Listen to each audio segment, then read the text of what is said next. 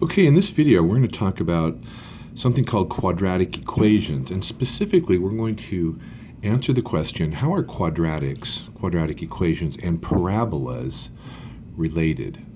Okay, so let's refresh our memories again. What is a parabola? Remember a parabola in a previous lesson we talked about it. A parabola is basically a graph of something that looks like that, right? Or it can actually go upside down as well. And or it can also go sideways. Okay, so it's the shape, it's the graph. A parabola is basically just a graph that follows the shape. Now, what is a quadratic? Well, the quadratic is that mathematical equation, okay? So let me just write that in there. Mathematical equation that produces this graph, all right? Let me write that in there. Mathematical equation that produces the graph.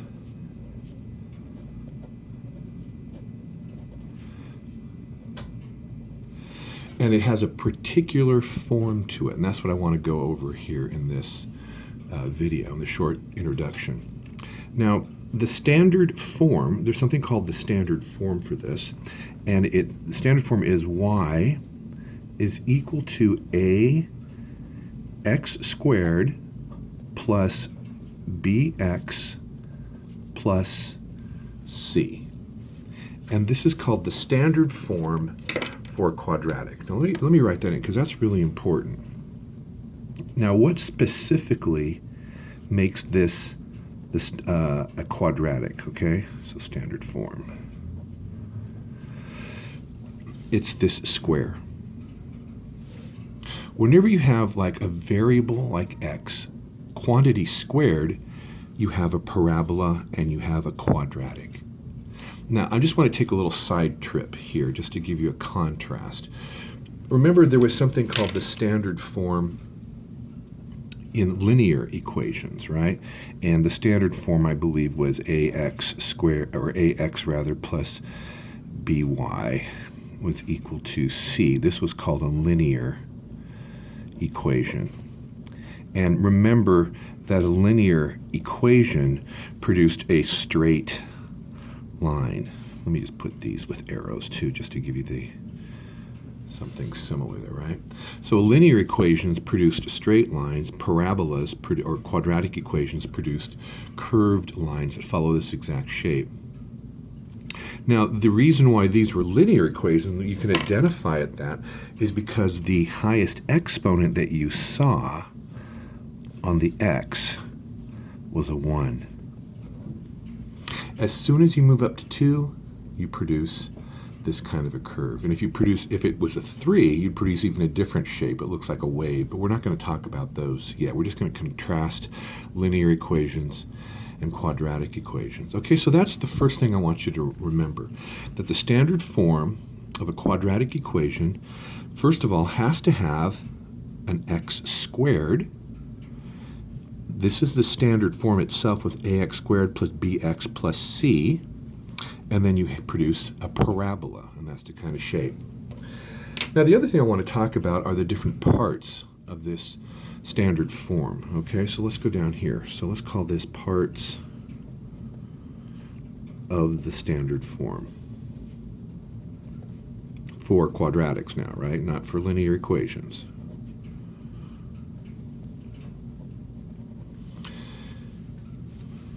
So y is equal to ax squared plus bx plus c. And let's talk about each one of these individual terms.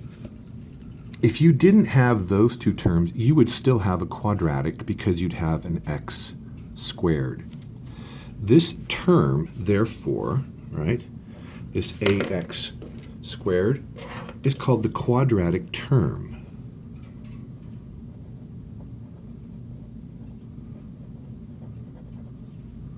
And it would be quadratic, again, because it has the x squared in there, right? That's really important.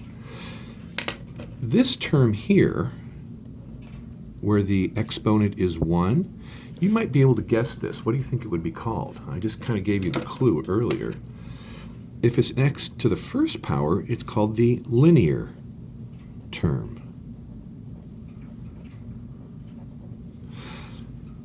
And then this c, that doesn't have any variable x or y attached to it, is called the constant.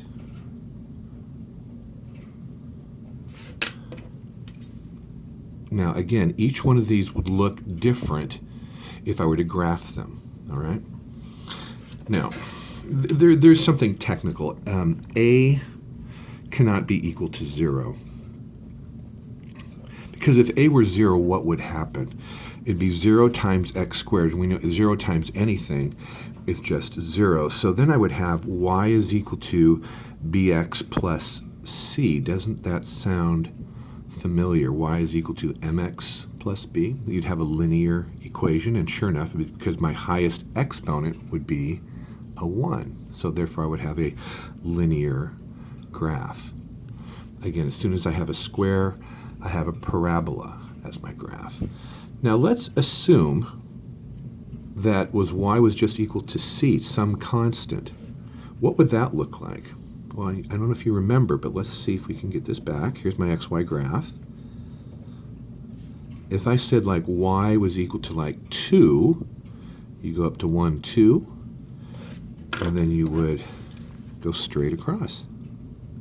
You'd have a horizontal line. Okay?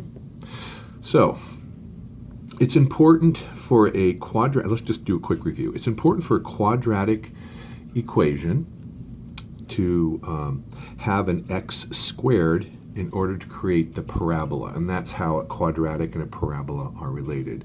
Just remember that parabola is the graph, and the quadratic, rather, is the mathematical equation that produces this graph. Just like in the standard form for a linear equation, this would be the linear equation, a line would be the graph, and the same thing for the constant would just be this straight line. Okay? Now, there are, in another video, I'm just going to talk about, besides these terms, I'm going to talk about what you can do with these numbers that are in front of the variables, the a, the b, and the c. Those are called coefficients.